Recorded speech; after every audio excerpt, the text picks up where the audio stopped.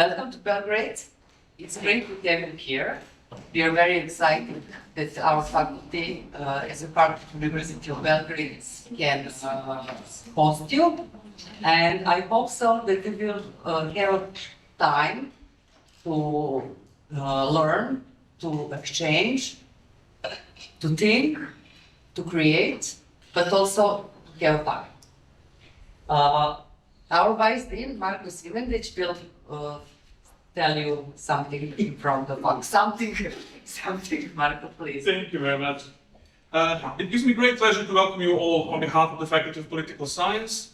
We are very happy to have you here, particularly in these difficult times for our venture with a topic that is pertinent to our present woes and pertinent to similar issues everywhere. We are happy to be a part of the EU COST project, European Family Support Network, bottom-up evidence-based and multidisciplinary approach.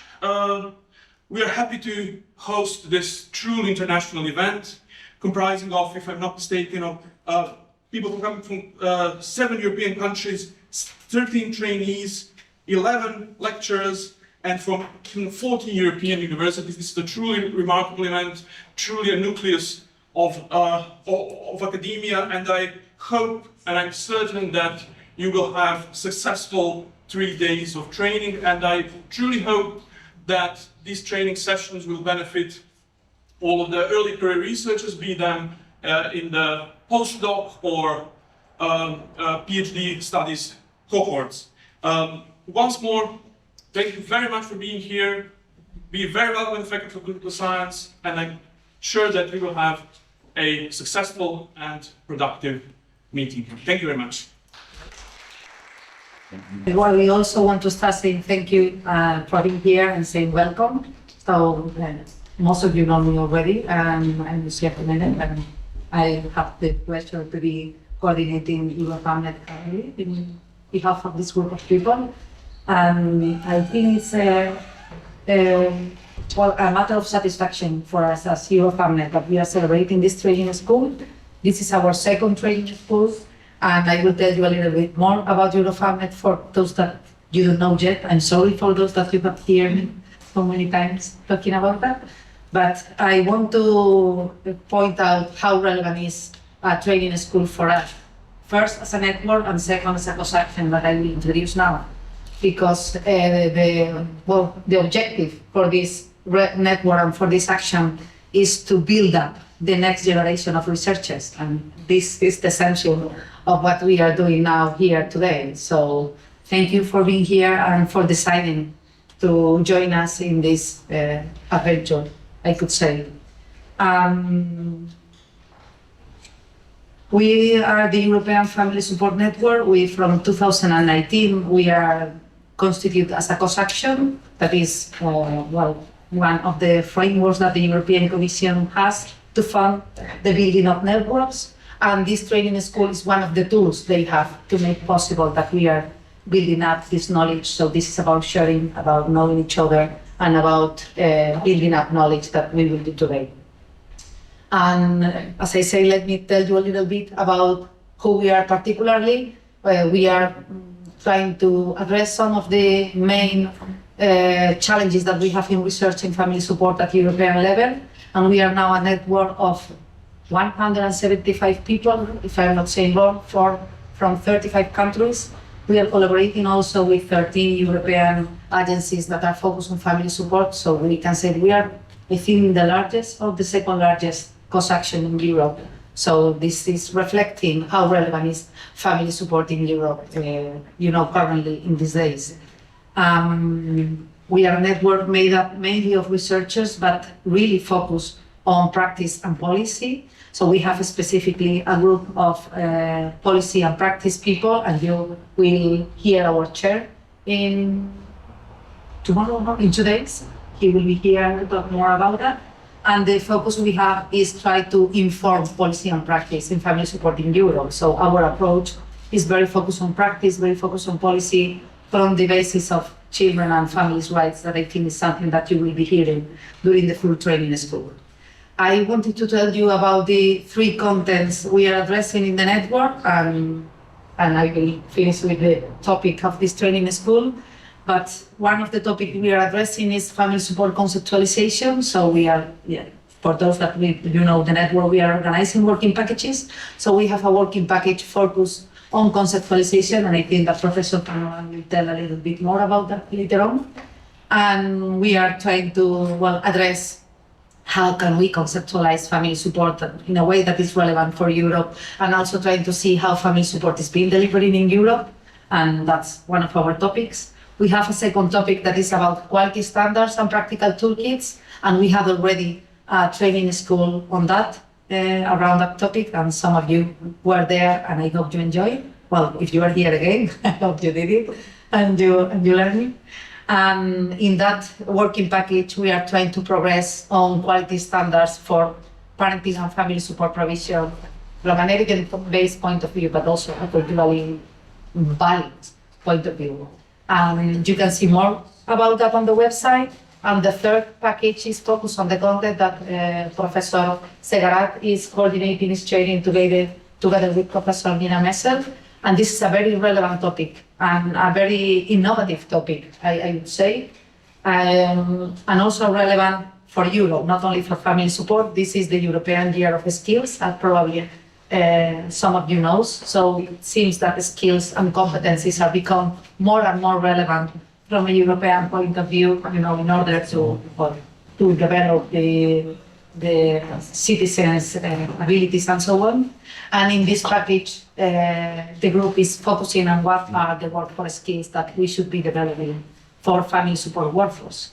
And I want to say thank you to Professor Segarat for organizing this school that, as you can imagine, and probably knows because you have been interacting by email, has a lot of work behind. So thank you to Professor Segarat and also for the local team for organizing this. And I want also to say thank you to all the working group members because they are doing a very interesting work here. I want to emphasize about the content, about the training school. What we understand is the relevance of the approach. On one side, because we are following an interdisciplinary approach, we are focusing on those skills, on those competencies that are interdisciplinary, that are relevant for family support. And I will only tell this, you will hear the experts later on about that.